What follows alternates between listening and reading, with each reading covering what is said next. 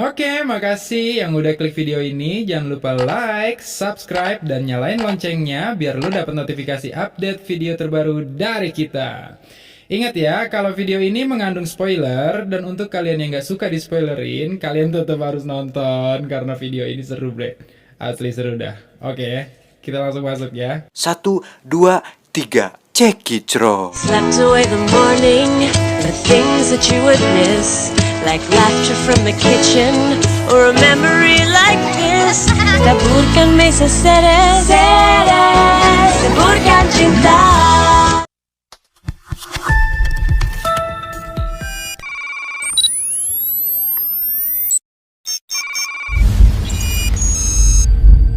Ya, jadi film ini berjudul 365 Days, yang pada awal mulanya memperlihatkan adegan negosiasi antara bos mafia dengan mitra bisnisnya.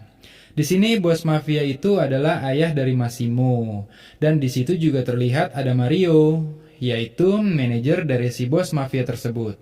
Di sini terlihat bahwa ayah dari Massimo ini memiliki hubungan yang dekat dengan anaknya, yaitu si Massimo itu tadi. Dan di sana ayahnya juga memberi nasihat kepada Massimo. Nah, dia bilang, bro, jangan main cewek terus lah. Sebentar lagi lo kan bakal jadi penerus gua. Cewek cantik itu memang ada di mata lo, tapi ingat, neraka dan jiwa tuh ada di kantong lo, ya kan? Lalu tidak berselang lama, tiba-tiba ada tembakan yang menembus ayah dan Massimo. Untungnya Massimo masih selamat, namun ayahnya ternyata nggak bisa diselamatkan dan meninggal di tempat. Lalu scan berpindah maju 5 tahun kemudian, di mana Massimo sudah melanjutkan pekerjaan ayahnya, dan scene juga memperlihatkan cewek yang menjadi pemeran utama di film ini, yaitu Laura. Laura adalah seorang wanita karir yang cukup sukses, namun sayangnya kehidupan percintaannya cukup gagal nih. Jadi si pacarnya tuh lebih mementingkan pekerjaan dibanding dirinya, sehingga dia tuh kayak gak dikasih jatah gitu. Pas malam dia baru balik kerja, tapi pacarnya malah sibuk ngerjain tugas. Dan hal ini yang membuat Laura jadi main sama tongkat ajaib, bro.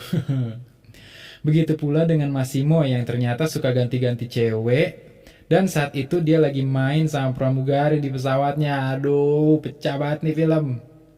Lalu scene berlanjut di mana mereka sudah berada di Italia. Laura di sana untuk merayakan ulang tahunnya bersama pacar dan teman-temannya. Namun, saat Laura ke kamar mandi pengen pipis, dia menabrak seorang laki-laki, yaitu si Massimo. Dan Massimo pun itu bertanya, "Are you lost, baby girl?" Gila, ini pecah banget. Gila. Aku bayang kalau cewek ini dapat terus, "Are you lost, baby girl?" Oh. Namun di sana Laura hanya pergi meninggalkan Massimo, jadi tinggal pergi aja, ninggalin aja gitu aja ya kan. Dia bodo amat juga. Tapi keesokan harinya Laura bersama teman-temannya yang sedang rebahan di samping kolam renang, dan Laura mengatakan bahwa cowok gue kemana nih? Kok main pergi-pergi aja nih, ninggalin gue dari pagi. Ya pacarnya tuh kayak gak peduli kan sama dirinya, tapi dia tuh lebih mementingkan pekerjaan sama teman-temannya. Terus tiba-tiba pacarnya muncul nih. Dan ternyata dia habis jalan-jalan sama temennya ke gunung. Dia pun mengatakan kalau gue gak enak bangunin lo, soalnya kan lo lagi tidur nih, lo lagi pules, gue gak enak bangunin lo gitu. Terus si Lauranya kesel dan langsung dorong pacarnya jatuh ke kolam, lalu pergi meninggalkannya. Terus si Laura ini pergi dan ngegalau di pinggir pantai sampai larut malam. Dan disitu juga dia sedih, ya kan?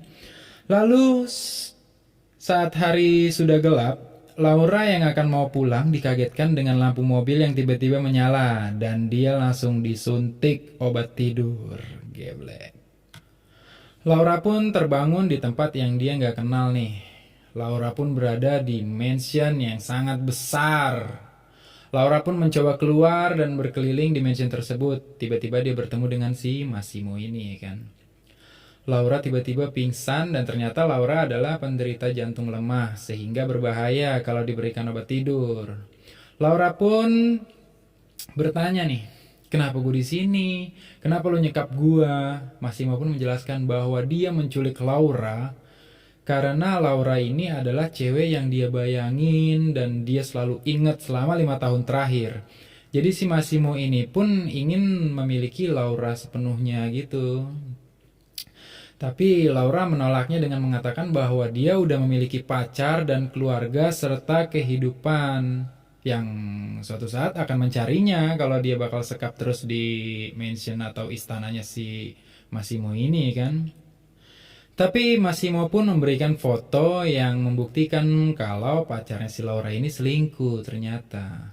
Tapi si Laura ini protes bahwa dia nggak bisa dong seenaknya kayak gitu. Namun Massimo pun masih memberikan waktu 365 hari untuk Laura agar bisa mencintainya. Dan Massimo akan berusaha sekuat tenaga apabila hingga 1 tahun Laura masih tidak bisa mencintai Massimo, maka dia bisa pergi meninggalkan Massimo. Laura pun di sana mencoba kabur, ya kan? Namun Massimo berhasil menggagalkannya, jadi masih ketangkep gitu, ya kan? Setelah itu Laura pun sangat dimanjakan oleh si Massimo, bahkan kebutuhannya dipenuhi dan diberikan asisten penanggung jawabnya nih yang bernama Domenico. Lalu Massimo dengan sedikit paksaan mengajak Laura untuk pergi. Ternyata Laura diajak buat berbelanja nih kan. Jadi si Laura ini diajak shopping-shopping gitu. Laura berbelanja banyak hingga tiba-tiba Laura mendapat kesempatan nih buat kabur nih kan. Dia pun kabur nih, lari. Saat dia kabur dan menemukan 2 orang polisi. Saat dia melapor polisi tersebut dan mengatakan bahwa dia diculik, namun polisi tersebut saat melihat Massimo ya kan langsung kayak pergi dan menyerahkan Laura pada Massimo gitu. Jadi kayak dia tahu nih, wah ini bos besar nih, oke bos, nih cewek lu kabur nih bos gitu ya kan. Laura pun di situ kayak kaget, langsung kayak aneh, kok ngeliat si Massimo ini siapa sih ya kan. Bingung gak sih orang-orang lihat Massimo, gila gua aja yang meleleh men, maksudnya ngeliat bewoknya itu.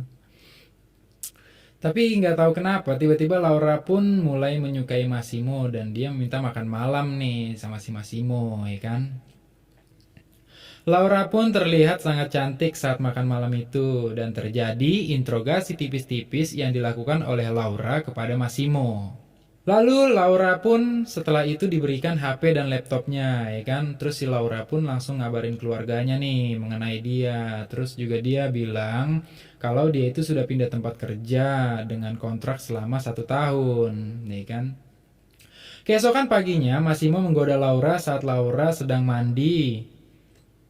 Dan si Massimo pun kayak ngajak mandi bareng gitu ya kan.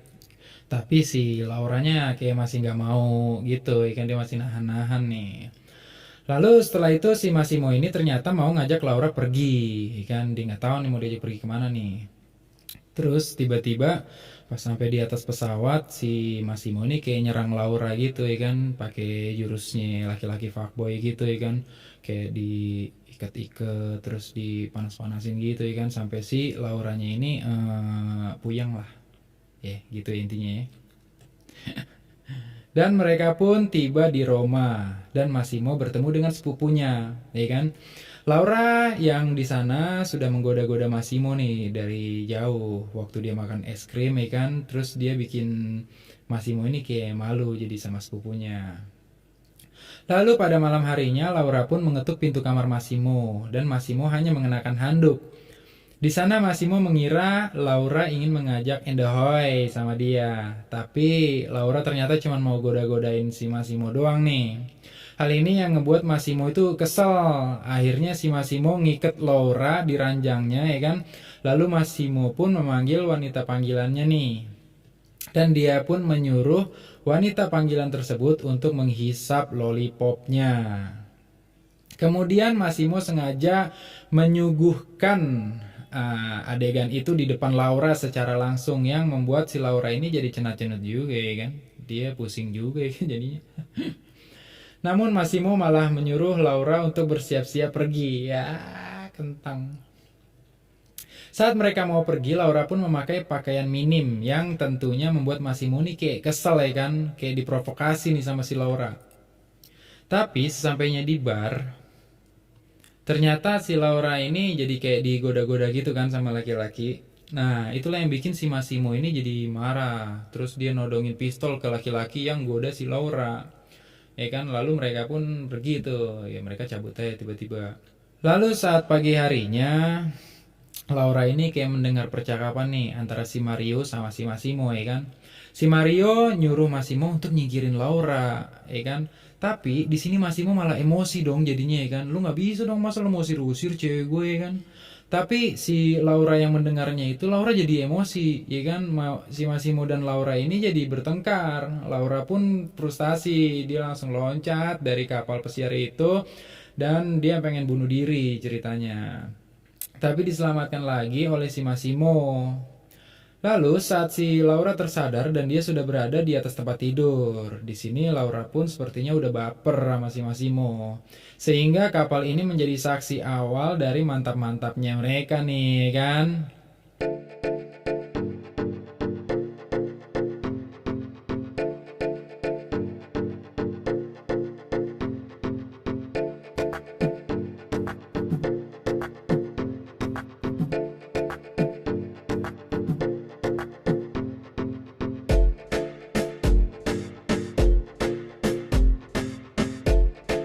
Lanjut, lalu scene berpindah di mana Massimo dan Laura pergi ke pesta dansa. Mereka pun berdansa hingga tiba-tiba datang seorang wanita yang ternyata itu adalah Anna. Nah, Anna ini tuh mantan dari si Massimo ini tadi ya. Di sini terlihat Massimo sedikit kesal dengan kedatangan Anna.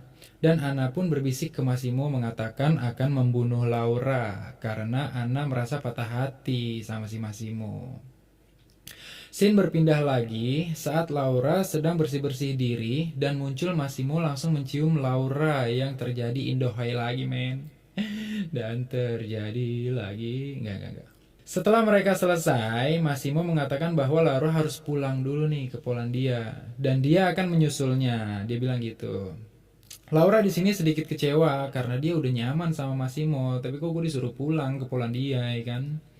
Singkatnya, Laura pun tiba di Polandia dan dia pergi menemui temannya itu, si Olga.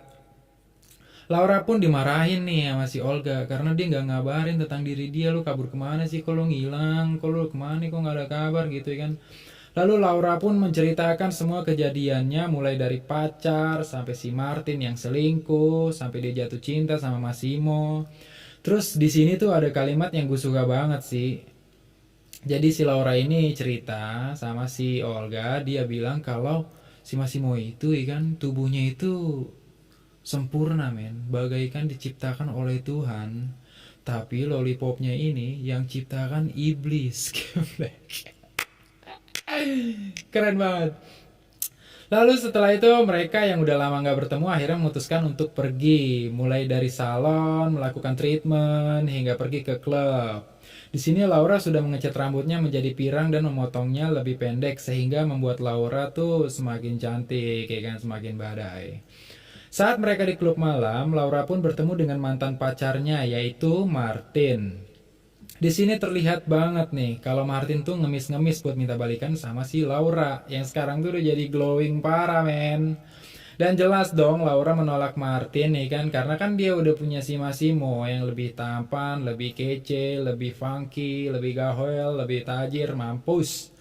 Terus sih Martin nih kan kayak ngikutin Laura nih dari belakangnya sampai ke apartemennya Laura. Hingga Massimo di apartemennya itu ketemu nih, "Li ngapain nih kok ada yang ngikutin nih kan?" Nah, di sini si Martin ini malah pura-pura mabok ya kan, terus dia tiba-tiba pergi tuh ninggalin Laura. Laura pun langsung menampar Massimo karena meninggalkannya. Namun setelah itu Massimo pun langsung menyerang Laura dan terjadi mantap-mantap lagi men.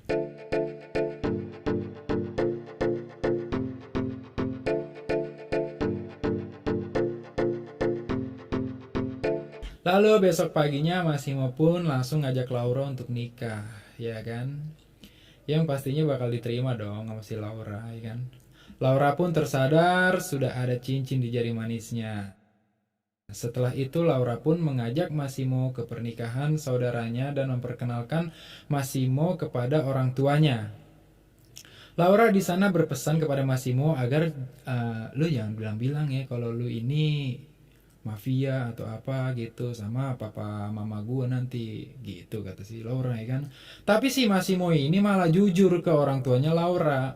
Jadi orang tuanya Laura ini mengira si Massimo bercanda lo bro, masa anak gua pacaran sama mafia ya kan. Tapi si orang tuanya si Laura oke-oke aja sih. Lalu scene berpindah di mana Laura dan Massimo pun akhirnya merencanakan pesta pernikahan. Domenico dan Olga bahkan sedang menemani Laura yang mencoba baju pengantin. Dan di sini kita bisa lihat ya kalau dia cantik banget nih men si Laura, gila sih. Setelah membeli baju pernikahan pun mereka pulang. Saat di perjalanan pulang, di situ Massimo dan Laura sedang teleponan romantis nih. Namun di tempat lain, saat itu juga Mario tiba-tiba terlihat panik, seakan-akan ada sesuatu yang buruk yang akan terjadi, ya kan? Lalu Mario mencoba menelpon Massimo. Namun Massimo lagi teleponan nih sama si Laura, jadi Massimo tuh nggak bisa terima telepon dari si Mario. Lalu scene memperlihatkan mobil yang ditumpangi Laura masuk ke dalam terowongan dan telepon Laura dengan Massimo pun terputus. Lalu scene juga memperlihatkan bahwa mobil Laura tidak keluar lagi nih dari terowongan. Setelah itu scene memperlihatkan ekspresi sedih dari Massimo yang seakan mendapat kabar buruk dari Mario, dan scene ditutup dengan adanya mobil polisi di luar terowongan. Akhirnya film ini pun tamat dengan ending yang membuat tanda tanya dan sedih juga. Menurut pendapat gue, bisa jadi si Laura ini dibunuh di dalam terowongan oleh saingan dari mafia Massimo tersebut, ya kan? Atau bisa jadi si Anna yang bunuh dia karena dia sakit hati kan, udah ditinggalin ya si Massimo. Karena kalau kita mundur lagi ke belakang di scene saat Anna bertemu dengan Massimo dan Laura itu di situ Anna berbisik sama Massimo kalau dia tuh bakal ngebunuh si Laura. Ya pendapat gue sih gitu.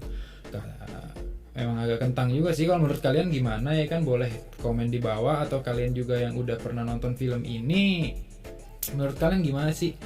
Nih kalau buat gue sih perjalanan cerita dari filmnya ini bagus ya, bagus banget sih. Apalagi si Massimo-nya ini badai, ya kan, kayak ganteng banget, terus ketemu lawan main yang kayak si Laura ini kan cantik parah, dia bisa juga sih. Ya top lah, bagus lah ini buat filmnya. Oke,